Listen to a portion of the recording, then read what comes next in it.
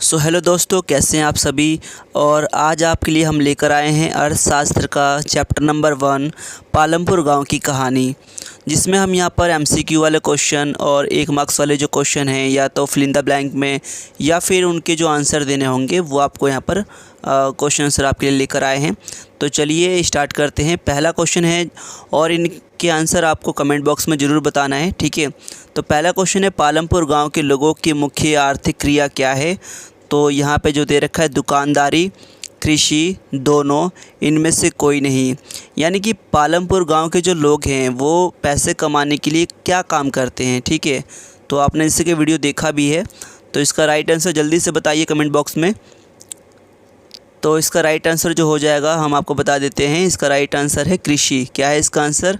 कृषि, ठीक है। राइट, इसका आंसर देखेंगे कृषि, ठीक है। अगले क्वेश्चन की ओर बढ़ते हैं। क्वेश्चन नंबर 2, ठीक है। उत्पादन की प्रथम आवश्यकता क्या है। देखिए, जब भी हम प्रोडक्शन की बात करेंगे, क्योंकि पालमपुर गांव की कहानी की बात हो रही है, तो वहाँ उत्पादन किस चीज़ का होगा? क्रॉप्स का, यानी कि फसलों का, ठीक है। तो फसल उगाने के लिए सबसे पहले आपको क्या चीज़ चाहिए होती है, बताइए। हाँ, बिल्कुल आप सही बता रहे हैं। आप कमेंट बॉक्स में ज़रूर बताइए इसको, ठीक है। तो पहला दे रखा भूमि, श्रम यानी कि लेबर, ठीक है। तीसरा है पूंजी यानी कि कैपिटल, यानी कि पैसे की बात हो रही है यहाँ पर। चौथा है बाज़ार, मार्केट, ठीक है। तो इसका राइट आंसर क्या हो जाएगा? देखिए, कभी फसलों को उगाना है, ठीक है। तो फसल कहाँ पे उगाएंगे? भूमि पर। तो इसका राइट आंसर क्या हो जाएगा? भूमि, ठीक है। अगले क्वेश्चन पे आते हैं। क्वेश्चन नंबर 3, ठीक है। पालमपुर के कृषक यानी कि खेती बाड़ी करने वाले किसान तीसरी फसल के रूप में कौन सी फसल बो रहे हैं? बाजरा, आलू, गन्ना, इनमें से कोई नहीं, ठीक है। तो यहाँ पे बताना है आपको कि तीसरी फसल वो कौन सी उगा रहे हैं, ठीक है। तो इसका राइट आंसर हो जाएगा ऑप्शन नंबर 2 यानी कि आलू। क्या हो जाएगा इसका राइट आंसर? आलू, ठीक है। अगले क्वेश्चन की ओर बढ़ते हैं। क्वेश्चन नंबर 4, आधुनिक कृषि में बीजों का प्रयोग, डैश बीजों का प्रयोग किया जाता है। तो इसका है आधुनिक, जो अभी इस्तेमाल हो रहा है ना, ट्रेंडिंग में चला है, ठीक है। पहले क्या होता था? पारंपरिक तौर तरीके को अपनाया जाता था, जो शुरुआत में ट्रेडिशन जो चल रहा था खेती बाड़ी का, लेकिन बाद में क्या हुआ, काफ़ी कुछ बदलाव हो गया, ठीक है। तो आधुनिक कृषि में डैश बीजों का प्रयोग किया जा रहा है। तो इसमें आंसर आपने देख ही लिया यहाँ पर, HYV सीड्स, जिसकी फुल फॉर्म है हाई यील्डिंग वैरायटी सीड्स, ठीक है। तो ये जो है, इस किस्म की बीजों का इस्तेमाल करने से फसल जो है बहुत ही उपजाऊ जो फसल निकल के आती है, ठीक है। चलिए अगले क्वेश्चन की ओर बढ़ते हैं। क्वेश्चन नंबर 5, ठीक है। एक साल में किसी भूमि पर एक से ज़्यादा फसल उगाने की विधि को डैश कहते हैं, ठीक है। तो इसका आंसर भी अब बता देते हैं। फसल प्रणाली यानी कि क्रॉप, देखो क्रॉप पैटर्न कहते हैं यहाँ पर इसको, ठीक है। कि फसल एक ही भूमि पर अलग अलग किस्म की फसलें उगाना, और इससे क्या होता है कि अलग अलग फसलें उगाने से और मिट्टी की जो उर्वरता होती है, जो उसकी क्षमता होती है, ठीक है। तो हर एक फसल अपने अपने अकॉर्डिंग बेहतर तरीके से मिट्टी की उर्वरता को इस्तेमाल कर पाती हैं, ठीक है। तो चलिए समझ आ गया होगा आपको, इसको क्रॉप पैटर्न बोलते हैं, ठीक है।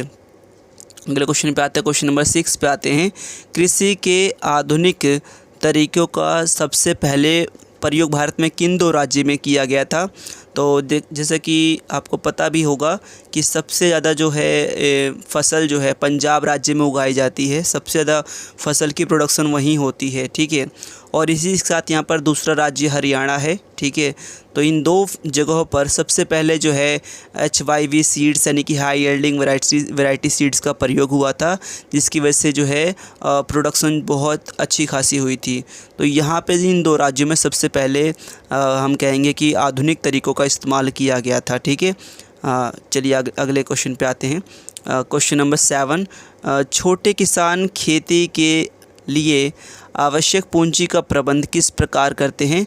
तो आपको पता है, जो छोटे किसान होते हैं अधिकतर वो बैंक जाना प्रेफर नहीं करते, वो अपने नज़दीकी में जो साहूकार होते हैं, जो मनी लैंडर होते हैं, जो उनको उधार पैसे देते हैं, बदले में वो उनसे हाई चार्ज ऑफ इंटरेस्ट लेते हैं।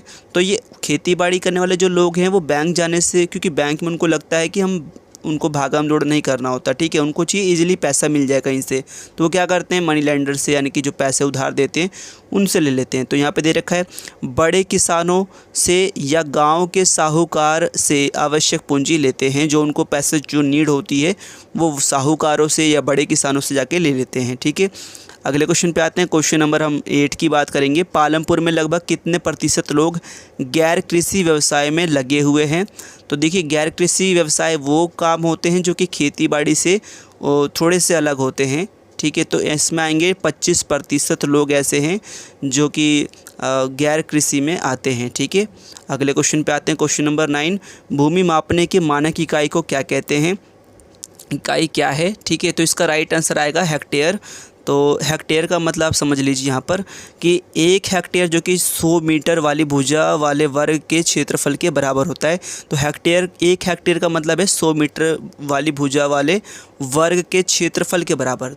तो अगर आप ड्रॉ करेंगे ना, एक वर्ग बनाएंगे जो कि जिसकी प्रत्येक भुजा क्या हो 100 मीटर। ठीक है, तो उसका जो क्षेत्रफल आएगा उसके बराबर होता है 1 हेक्टेयर।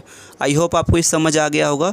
ठीक है, थोड़ा सा मैथ आपको मतलब आना चाहिए इसके लिए, बट इसमें सिर्फ आपको आंसर देना है 1 हेक्टेयर। राइट, भूमि मापने की मानक इकाई क्या है? तो 1 हेक्टेयर, बस इतना ही काफ़ी है आपके लिए। ठीक है, अगर आप ये पिछला ना लिखें तो भी चलेगा, बस आपको 1 हेक्टेयर यहाँ पर लिख देना है। ठीक है, क्वेश्चन नंबर हम आखिरी क्वेश्चन पे आते हैं। क्वेश्चन नंबर 10, अधिशेष कृषि उत्पाद का किसान क्या करते हैं? अधिशेष का मतलब कि जो बच जाता है कंजप्शन के बाद, एक जो किसान होता है पहले तो वो अपने भरण पोषण के लिए भी रखेगा ना कुछ। ठीक है, जो खेती बाड़ी करता है उसकी अपनी फैमिली भी है तो उसके लिए कुछ रखेगा। उसके बाद जो उसके पास अधिशेष बचेगा, रेस्ट ऑफ द क्रॉप्स जो बचेगी वो क्या करेगा? तो वो मार्केट में जाके बेचेगा। तो इसका राइट आंसर क्या है कि बाज़ार में बेचते हैं। ठीक है, अधिशेष कृषि उत्पादों का किसान क्या करते हैं? तो बाज़ार में बेचते हैं। आई होप आपको ये वीडियो बहुत पसंद आई होगी, और अगर आप इस चैनल पे पहली बार आए हैं तो चैनल को सब्सक्राइब जरूर कर दीजिए, लाइक करिए, शेयर करिए और प्यारा सा कमेंट जरूर करिए। आपके लिए देखिए इतनी अच्छी वीडियो हम लाते हैं तो प्लीज़ सपोर्ट ज़रूर करिए। Thanks for watching.